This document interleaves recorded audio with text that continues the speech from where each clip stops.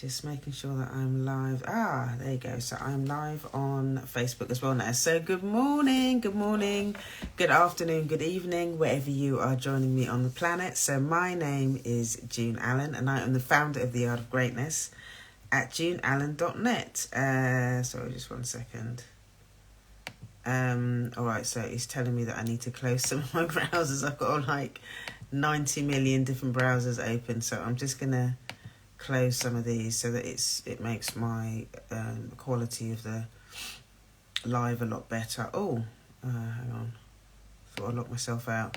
Okay, so let me just do this. I have to remember to do this next time. You know how it is, family, when you're working and you've got 20 million different things open. But anyway, so let's get back to it. So for those of you that don't know me, I'm a psychotherapist.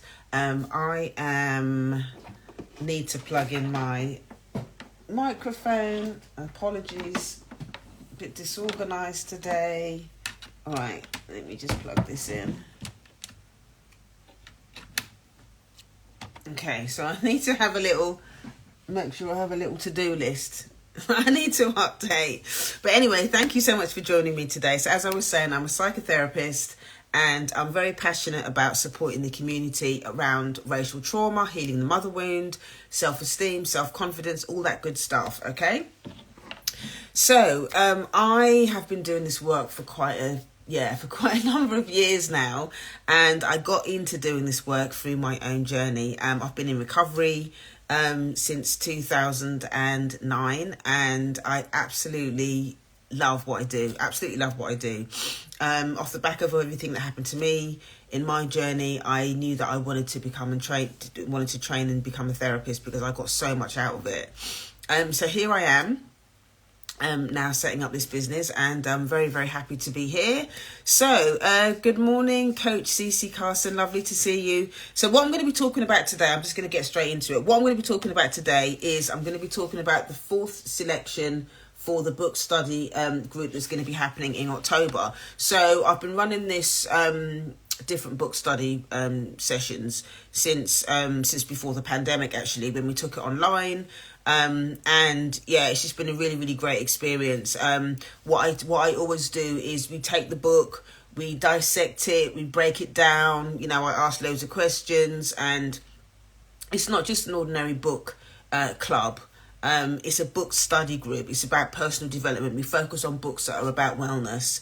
And so I'm about to relaunch a new book, okay, for us to study, and that's going to be in October. So what I've done is I've chosen, well, not me, there's some women in the group as well, have chosen 4 books for us to choose from, okay? So if you look back in my previous lives, you'll see the other 3. Today's the last one, and we're going to be looking at Bell Hooks' book, Communion, okay? So if you just a little bit of housekeeping, if you want to find out more details about anything that I've shared about today, okay, you can click the link in my bio, go to heal.juneallen.net. That's heal.juneallen.net. That's heal.juneallen.net. You'll find all the information about the book study group, when it starts. You can join the mailing list. There's also a free PDF download as well, which has got my 15 best wellness books for Black women. So you can download that absolutely free. That will add you to the mailing list. And then it means that, as I'm emailing stuff out, you'll get all the details when it goes live. The doors are going to open next Friday for you to kind of to sign up for the book club if you want to. But yeah, so sign up for the free PDF, and obviously you'll find out more information about it, and how to go about it there. All right. So if you've got any other questions or anything about anything that I shared today, you can either send me a DM, drop something in the comments, or you can send me an email, info@guardianofgreatness.com, where I'll be happy to deal with it. Okay, so now let's get into the tea. Let's get into communion. All right. So I just have to say how much I absolutely love Bell Hooks. Bless her. She's an ancestor now. And she's a cultural critic. She's a feminist writer. I would say womanist, because womanist kind of includes, talks about it more from Black women's perspective, which she does do that. So yeah, I've always loved her work. We've done 2 books already in my mastermind. We've done 2 book studies already around her work. We did Sisters of the Yam, and we also did All About Love, which I absolutely adored. And so it just made sense Actually, one of the ladies in my group actually chose this one as a selection. So I'm really excited about having a look at this one, and it's basically about Black women and our search for love. Okay, so I'm going to jump in. So I'm just going to read a few bits from the early part of the book, just to give you a little bit of an overview as to not only what she talks about and what we're going to be discussing, but what I'm going to be adding to the group as well, what I'm going to be adding to the as we go through the book.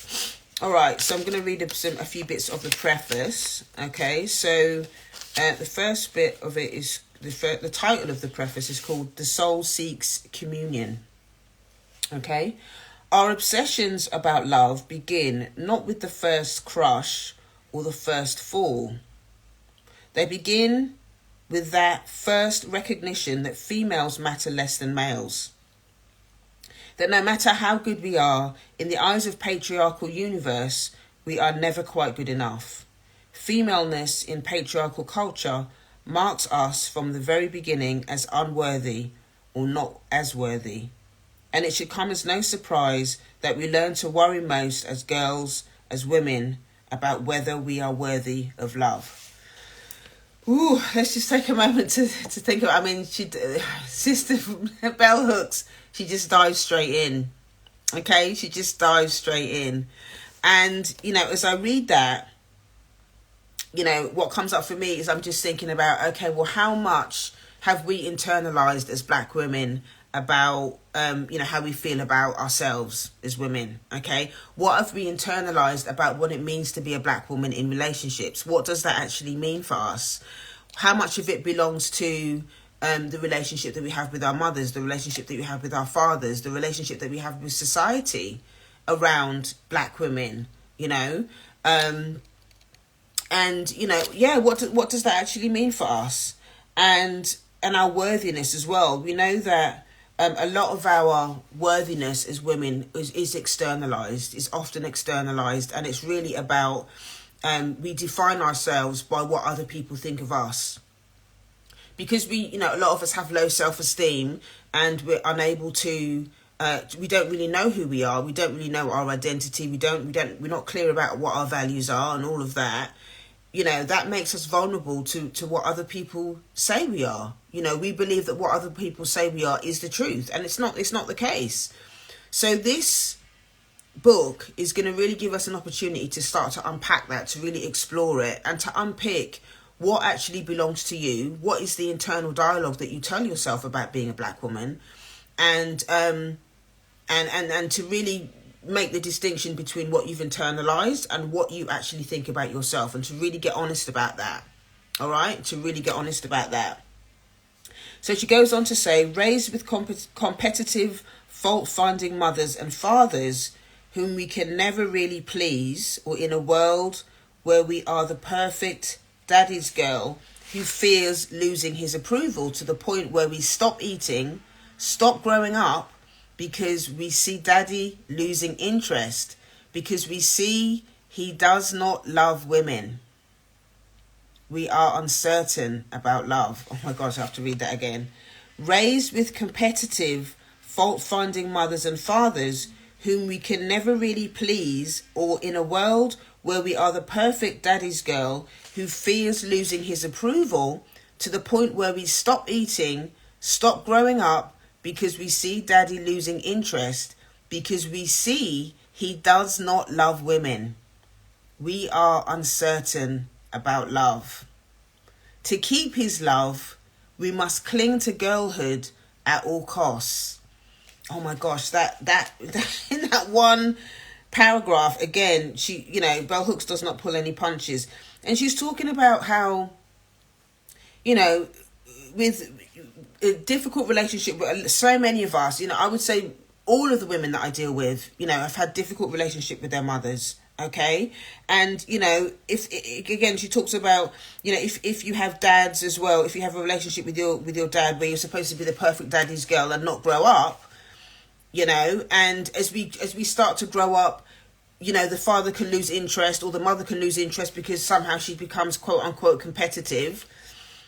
That dysfunction in that mother-father relationship, or, you know, in those relationships mean that we start to question who we are, and we don't want to grow up. You know, when she talks about we stop eating, we stop growing up because we don't want to lose, you know, that attachment. If our attachment or if our love is conditionally based on whether, you know, our parents still maintain control over us in that kind of childlike way, that is going to have a huge impact on how we think about ourselves. It's going to have a huge impact on, you know, who we choose as well in terms of our love relationships.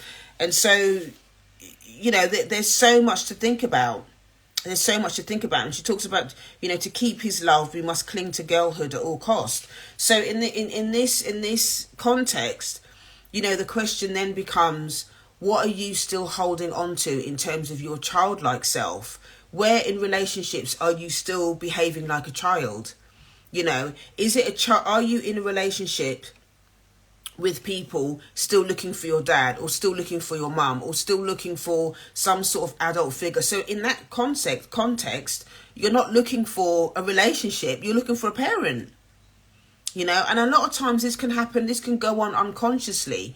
We don't really understand the wounds that we have around our parents, around the attachment stuff, that is really having a huge impact on how we show up in relationships or not show up in relationships. Okay, so this is where my therapeutic group work, the group therapy bit, would come in, and we'd be able to have discussions about you know, what is it that you learn from your parents? What is it, you know, explore the relationship that you have with your dad. Are you that childlike, is your childlike self dominating who you are in the relationship with your dad, or in the relationship that you have in your, you know, in terms of love and your love relationships? This is really, really important, because if you're having to lose yourself, okay, if you're having to lose yourself as an adult or not become an adult in order to be in a relationship, you know, you that relationship is not going to be healthy, because you're always going to feel like you have to deny yourself, like when you're a child, okay, in order to have any sort of attachment. You're going to associate being in a relationship or being attached to somebody as an adult with losing yourself, okay, and that is going to breed resentment. That's not healthy. You know, that really, really isn't healthy. And so it is really important for you to be able to begin to have these honest conversations with yourself, you know, within the group. So then you can start to understand and start to work on that part of yourself. Okay, well, what does it mean to be an adult in relationship? What does that actually mean? Who will you be? Who will you be? Who are you as an adult in relationship? And what does it mean to kind of, you know, to grieve that childlike part of yourself that was kind of trapped in that unconditional space of, you know, the unconditional relationship that you had with either of your parents, okay, that is preventing you from really standing in an adult relationship as your full-grown adult self, you know, and standing in that so that it can be an adult to adult interaction rather than a child to adult interaction. That's really, really important. And these are the types of things that we will discuss in the group, in addition to actually reading this text. All right. So she goes on to say, all girls continue to be taught when they are young, if not by their parents, then by the culture around them, that they must earn the right to be loved, that femaleness is not good enough. This is a female's first lesson in the school of patriarchal thinking and values. She must earn love. She is not entitled. She must be good to be loved. And good is always defined by someone else, someone on the outside. Okay, I'm going to read that again. Again, she's bringing the fire. All girls continue to be taught when they are young, if not by their parents, then by the culture around them, that they must earn the right to be loved, that femaleness is not good enough, that a female's first lesson in the school of patriarchal thinking and values. She must earn love. She is not entitled. She must be good to be loved. And good is always defined by someone else, someone on the outside. So it goes back to what I was saying before about, you know, the child-adult dynamic within a relationship. And it kind of reminds me actually of well, I don't know if anybody here is watching the Married at First Sight UK series that's happening at the moment, and there's two characters in there that they're very I can see how they're kind of using, sorry, let me just press this. You can see how they're using their sexuality to kind of attach to their partners, which to me is a very childlike way of doing it, because it's almost like they're using their sexuality as currency, and then what's happening is they're both feeling very rejected because the other partner is not responding to them. Their partners are not all over them, and wanting to be sexual and all the rest of it, and they can't handle it. They can't handle it. And what that tells me is that they don't know how to communicate. They don't know how to attach to a person without the sexuality part being part of it. One of the women, she's been so used to kind of hookup culture, and she's absolutely devastated. She's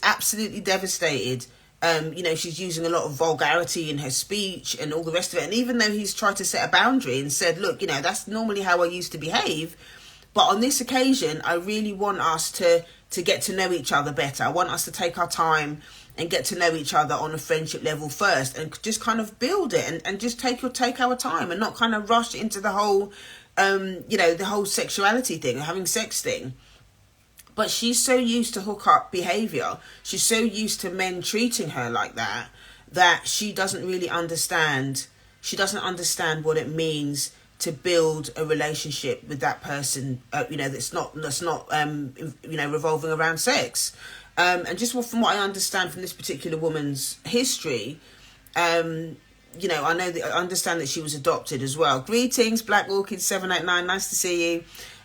She was adopted as well. So the story that I'm making up about this is that she has, she may well have attachment issues anyway around that. Maybe she hasn't done the work in therapy around, how she feels about being adopted, how she feels about the parents that, her birth parents that that have rejected her, and how that is showing up in her relationships. Because she is really, really upset, that he's not interested in her sexually.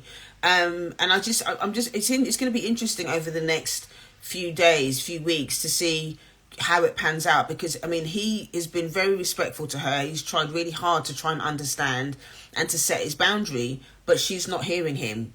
Her only form of currency is that she needs to have sex with him, and she doesn't understand it in any other way. And so the reason I'm sharing that again is just going back to this whole thing around the importance of understanding how we attach to other people, what that looks like, and how our worth is connected to other people externally. So in the case with this woman at Married at First Sight in the UK, her self-worth inside a relationship is based around their sexual relationship, and she finds it difficult to connect with him in any other way. So she doesn't have her self-worth is low if sex is not involved, because that's the only currency that she understands. And so, in therapy with a client like that, how I would work with that client is to really get them to understand and talk about their early attachments, and talk about and get her to really explain and have the conversation around how she feels about her adoption, and get her to process a lot of that stuff. Talk about the relationship that she has with her adoptive parents, and just see how that goes. Oh gosh, my internet's gone down on Facebook. Just 1 second. All right, so hopefully that will continue. That will come back up in a minute. So I'm just going to continue on Instagram. So it's important to really think about that, to think about how our relationships and our self-worth, the relationship between those two, because as Black women as well, in many ways, society says that we're on the bottom of the ladder when it comes to relationships and being desirable. We're at the bottom of the ladder, and so it's about also exploring how we feel about that as Black women. Have we internalized that as Black women, and what does it mean for us to process that information and then make the decision to nurture ourselves and love on ourselves in a way that is going to, even though society says that we're undesirable, that we can still have our self-worth and confidence anyway, regardless of what society says. Okay, society has its own rules about how they do things, and that, again, that's another way of us being oppressed. That's another way that keeps us in our place, because if we don't have any self-esteem, if we don't think that we're beautiful, if we don't think that we're worthy in relationships, it just means that the dysfunction within the relationships, within, when we talk about black love and all of that dysfunction, because if we've got low self-esteem, it means that we're not going to be able to have relationships with people, and it just means that the system has more control over us. When we don't have any self-esteem, when we don't have any confidence in who we are, when we don't feel that we're desirable in relationships, that keeps us isolated, that keeps us that keeps the internal critic moving, and it means that it's less likely that we are going to allow ourselves to be in relationships that are loving, that are nurturing, because we don't feel that we deserve it. Okay, so whilst Bell Hooks is talking about this thing about, that our relationship, we don't feel good enough and that our relationships are defined by someone else, that is something that we would really talk about and unpack as part of the group therapy process in the study circle, so that we can really get to understand what we've internalized from society and how we can really begin to take care of ourselves and nurture ourselves and love on ourselves as women, so that we can, when we do step into relationships, then we're coming from a place of self-worth rather than a place of what can the other person do for me, how can that person build my self-esteem. Okay, and there's two very, very different things. So let's go on to, I'm just going to read the last little bit that I've underlined. So she's put, rejection and abandonment by fathers and mothers is the space of lack that usually sets the stage for female desperation to find and no love. Okay, that's kind of what I was just saying. Okay, let me read that again. Rejection and abandonment by fathers and mothers is the space of lack that usually sets the stage for female desperation to find and know love.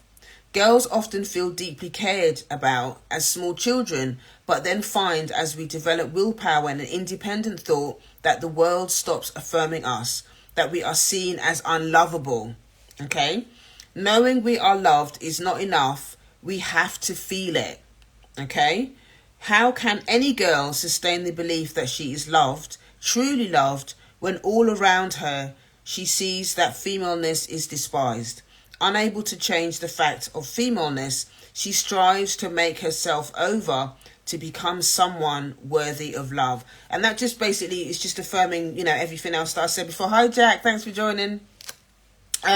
What I was saying before about, the woman in Married at First Sight, she doesn't have a loving relationship with her femininity, with her womanness, because she only feels validated as a woman if she is involved, if she's having sex with this other guy. So, it's really, again, these are all the things that we will unpack in the study circle. Okay, what is the truth about how you really, really feel about yourself as a black woman? How do you really feel about yourself in terms of your beauty? How much have you internalized from the system? How much have you internalized within your family of origin? If you've got brothers, how have you seen them talk about women? How have you seen them in their relationships? How has your mum and dad, how is their relationship, how they interact with each other, how has that impacted how you feel about yourself in relationships? These are all things that you will have ingested and internalized as a child, and at some level it's going to be playing out in who you choose in terms of your relationships, how you behave in terms of your relationships. All of that stuff is really important for you to understand who you are and understand what your relationship is to relationships as a black woman. Okay, let me say that again. All of those things that you learned from your parents, how they interact with each other, how they treated each other. Did you see them, loving when they were having arguments? Did they were the arguments healthy? What was the repair like in terms of how they dealt with each other? All of these things, did your mum really respect herself as a woman? You know, did she think she was beautiful? Was she able to really articulate, you know, the racism, the internalized racism, the self-hate that can happen as a black woman? You know, how did you see your mum looking after her body? How did you see your mum taking care of her hair? You know, if you saw your mum dating, was she respectful? You know, was your mum part of hookup culture? Did you see your mum, you know, as part of hookup culture? Or whatever it is. It's about you really giving yourself permission to unpack these things. And these are the types of questions that I will be bringing to the group in terms of us studying this book, so that we can then not just understand what Bell Hooks is saying and the context with which she's speaking, but also how does what she's talking about, how does that apply to you? Okay, how does that apply to you, and what do you need to do in order to rebuild your relationship with yourself and rebuild your relationship to relationships? Okay, that is really, really important. Okay, so when you think about everything that I've shared today and the little snippets that I've read from the book Communion by Bell Hooks, how does it make you feel about the idea of exploring that? Does it make you feel anxious? Does it make you feel, you know, like avoiding, like you don't want to touch it? Does it make you feel hopeful?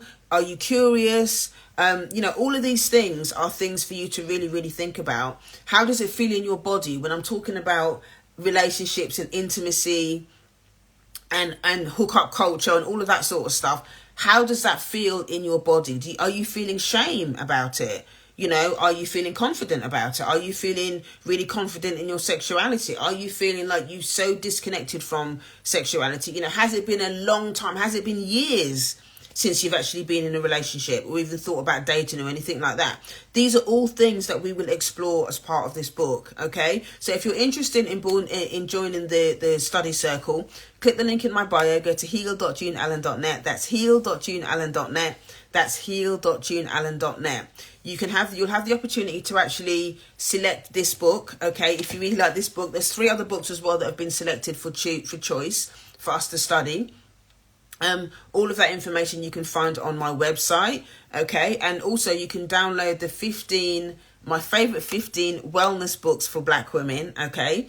And that will add you to the mailing list. And then obviously when the study circle opens, when the doors open, which is next Friday, you'll get all the links and everything so that you can join if it's something that you want to do. If you've got any questions at all about anything that I've shared about today, you can drop a comment. I will go through the comments afterwards and answer any questions, or you can send me a DM, or if you're not feel comfortable doing it publicly, obviously on the comments, you can send me a DM, or you can drop me an email, info@yardofgreatness.com. Okay, so think about everything that I've shared today, and if this book is something that you're interested in, then I would love to see you in the study circle. Okay, so thank you so much for joining me today. I really, really appreciate you spending the time, you taking the time to hang out with me. I don't take for granted, you know, that you've chosen to hang out with me on this platform today. So I really, really appreciate it. So I will see you next time. So I will be back. That's the 4th and final book of the books to be selected for the study circle. So I will see you again next Tuesday for the next live stream. And there I'll be talking more about, you know, what it means to, I'll talking more. I'll give you a bit more of an insight as to, you know, what's actually going to be happening in the study circle and all the rest of it. All right. So I will speak to you then. All right. Take care. Bye.